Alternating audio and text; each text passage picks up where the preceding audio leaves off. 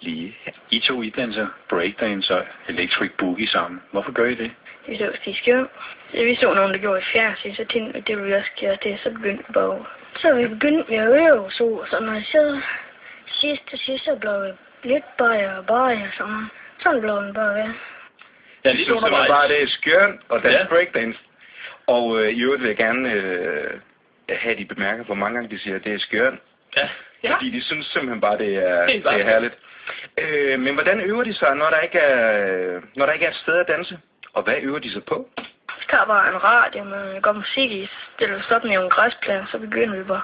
Ja, nu når vi kalder et kålorm, især, det er jo en møgeorm. Kan han jo små over at dreje rundt over hovedet. Den er også blevet god til. Det er samtidig, vi laver kraftspring og sådan noget.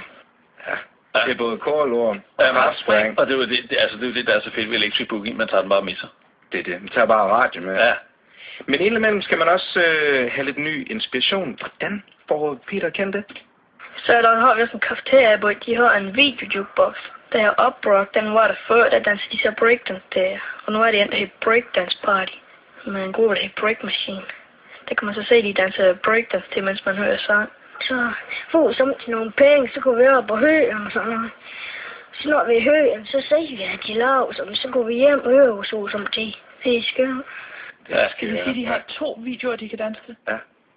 Fedt, mand. det er nok, hvis man er breaker. Men hvad med breakdance? Er det kun til drenge, eller danser pigerne også? Jeg tror ingen piger, der danser, det er kun drenge. For jeg tror, at piger, de er for generet. Det er drenge her. Det hele i starten med, det er bare drenge, der danser og sådan noget. Så vil piger ret begynde med. Det er der nok derfor. De skal nok komme på. De skal nok begynde med at gøre en gang. De skal nok også bare finde ud af, at det skal. Og der skal vi lægge endnu 20 år til, før det kommer til at du. Det er jo også, altså breakdance, der er også mange våde trin. Ja, det er det.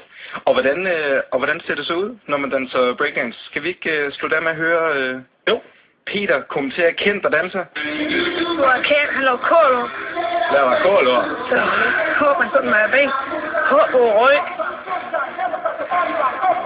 Og drejer rundt på hovedet. Det er Uprock i baggrunden.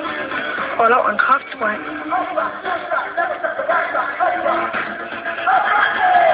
Så går han hen sådan muk med hænderne. Muk med hænderne?